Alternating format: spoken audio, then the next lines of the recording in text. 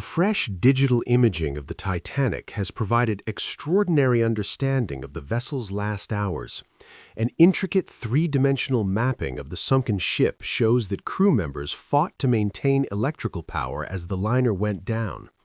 The Titanic lies beneath 13,000 feet of ocean at pressures capable of flattening a submarine like an aluminum can. It exists in a realm of complete quiet and blackness. So what on earth could be generating sounds in such a place?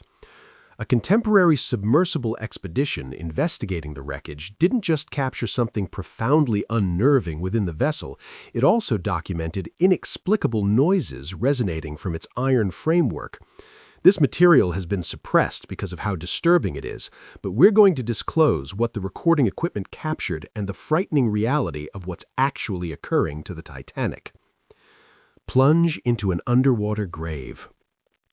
The expedition to the Titanic starts not dramatically, but with a serene, almost disturbingly tranquil plunge.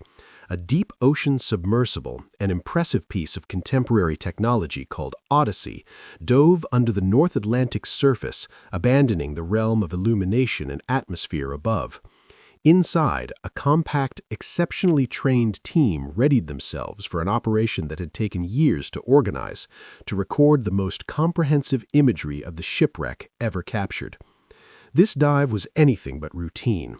The Odyssey carried cutting-edge 8K recording equipment and ultra-responsive sound detection systems engineered to strip away decades of deterioration and time. Its objective was to generate a flawless digital replica of the vessel, safeguarding its legacy before the sea claimed it completely. What people don't realize about the ocean's depths is the overwhelming heaviness of it all. As the submersible dropped, the external pressure intensified at an alarming rate. At 1,000 feet, the view beyond the reinforced window showed a rich sapphire hue. At 3,000 feet, it transformed into a murky, ink-black dusk. Once they surpassed a mile's depth, every trace of daylight vanished. They'd entered a domain of total obscurity, a territory more foreign and less charted than the lunar surface. The pressure at this level was approaching 2 tons per square inch. Picture 50 jumbo aircraft piled atop you. Simply put, it's an atmosphere where even the tiniest imperfection in the submersible's exterior would result in immediate collapse. The most startling reality is that more individuals have ventured into space than have reached these depths.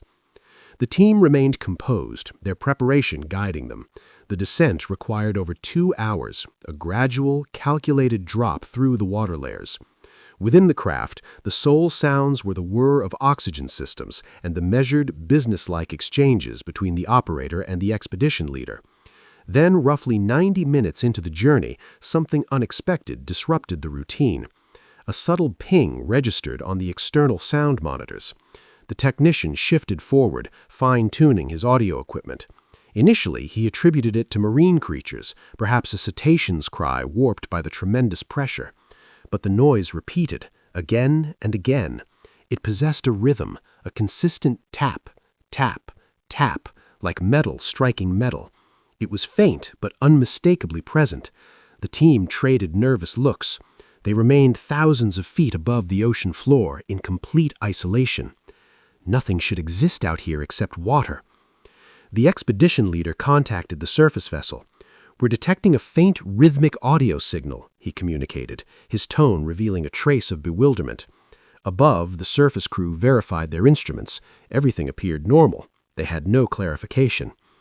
Below, the Odyssey pursued its descent, the puzzling tapping intensifying ever so marginally, an unwanted pulse in the oppressive quiet of the deep. What most people missed in that instant was the frequency of the noise. It wasn't haphazard. It possessed a structure, a purposeful characteristic that sent chills down the spines of even the most veteran deep-sea investigators. The noise appeared to originate from directly beneath them, from the precise location where humanity's most renowned shipwreck rested. They were dropping toward a burial ground, but it appeared the deceased weren't resting peacefully. The crew understood that sound behaves peculiarly in the ocean's depths, but this felt different. It felt near. It felt intentional. The vessel continued dropping, now wrapped in an additional layer of unease. They'd ceased being mere spectators on a research expedition. They were nearing a puzzle, and the initial clue was an improbable sound reverberating from the blackness beneath. But the sound was merely the start of the ordeal.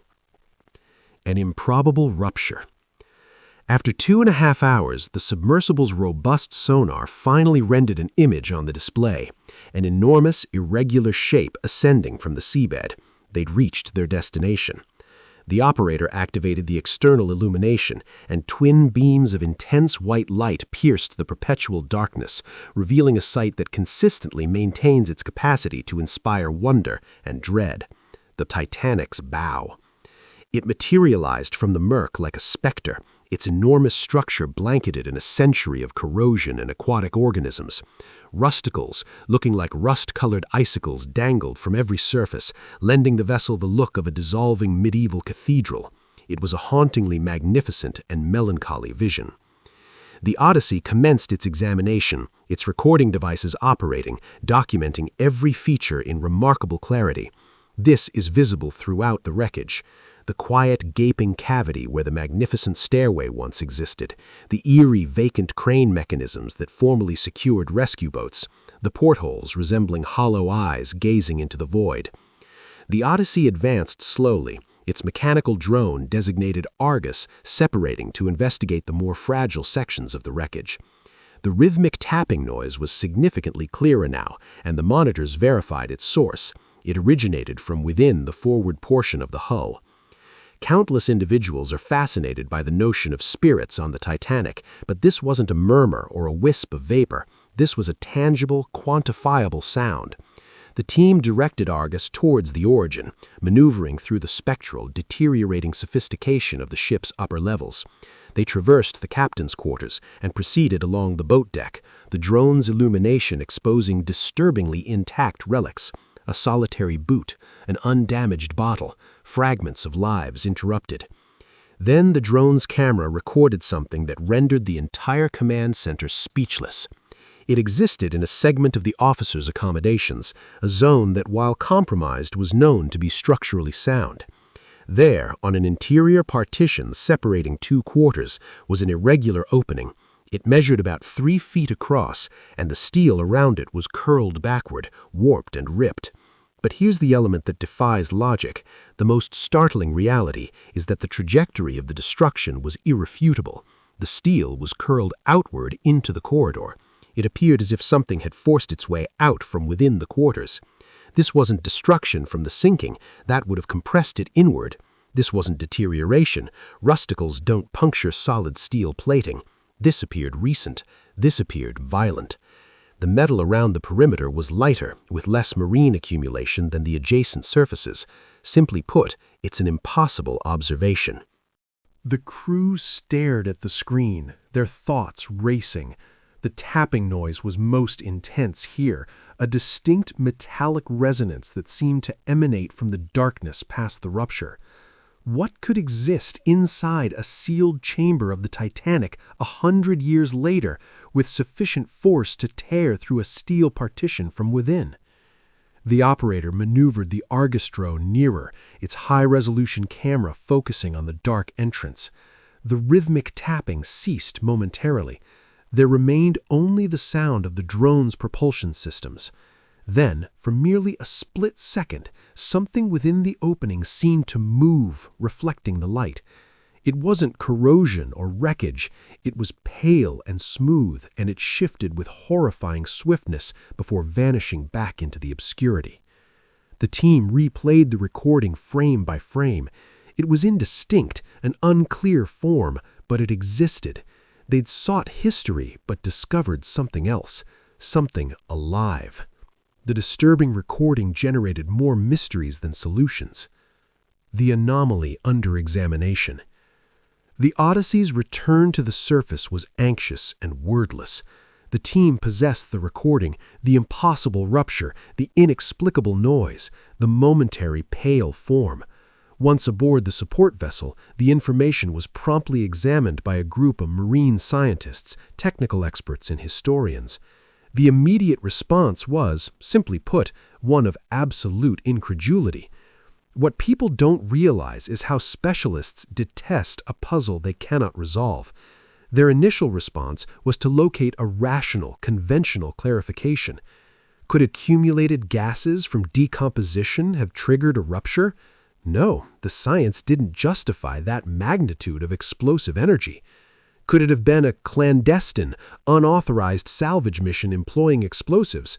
Extremely doubtful. The zone is perpetually monitored, and the destruction resembled a tear, not a detonation. Additionally, nothing valuable existed in that particular quarters. The discussion continued for weeks. Every frame of the recording was scrutinized. The audio recording was examined by leading sound specialists.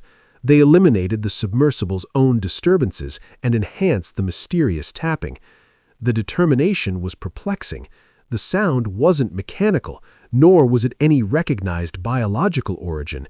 It was compatible with metal contacting metal with an intensity that was, as one specialist phrased it, substantial and purposeful. Countless individuals are obsessed with conspiracy theories, and this recording was ammunition for speculation. Had someone covertly reached the Titanic years prior and abandoned something? Or had the vessel itself, in its gradual, groaning deterioration, generated a peculiar acoustic phenomenon? What most people disregarded was the visual proof.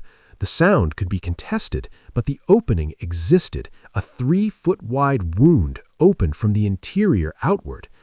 The Titanic wreck location is an intricate and active environment.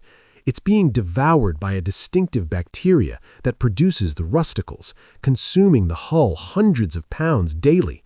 Simultaneously, the severe cold and oxygen absence preserve other substances like timber and leather in an almost pristine condition. It's a location of both accelerated decay and unsettling preservation. But nothing in the established science of wreck decomposition could explain what the Odyssey recorded. The crew broadened their investigation, examining reports from other deep ocean expeditions globally. They located scattered descriptions of unusual sounds and unexplained occurrences from other wrecks, but nothing as distinct and thoroughly documented as this. They existed in unexplored territory, confronting a frightening likelihood that they'd encountered something wholly novel to science, concealed in the most celebrated tomb on Earth. The enigma of the Titanic was no longer solely about its sinking, but about what has transpired within its dark, silent chambers for the past century. But the most troubling hypothesis was still to emerge: the frightening likelihood. So, what's the reality? Following more than a century resting in the crushing blackness of the North Atlantic, the planet's most celebrated shipwreck is dominating news again, but not for expected reasons. This isn't about rusticles or deteriorating magnificence. This concerns a fresh, active enigma. Are we overlooking a crucial element in the vessel's final narrative? For millions captivated by its legacy, the Titanic has just presented its most significant and most unsettling riddle yet. The origin of this fresh mystery is the recent Odyssey operation, a deep ocean survey meant to generate the most thorough 3D documentation of the wreck ever undertaken. But something went awry, or perhaps something proceeded unexpectedly correctly. The official documentation from that operation remains restricted, secured from public examination. The spectacular high-resolution recording has not been distributed. All we possess are several grainy images supposedly leaked by a conscience-troubled team member that have proliferated through the obscure sections of internet communities. They suggest something that shouldn't exist, a peculiar smooth section on the hull, an unnatural rupture that doesn't correspond with recognized deterioration patterns. Why such extreme confidentiality? The official explanation is that the information is inconclusive and demands years of additional investigation before any conclusive declaration can be issued. It's a typical administrative evasion. But sources speaking under confidentiality protection suggest a far more unsettling rationale. The outcomes of their discovery are simply too disturbing for widespread knowledge.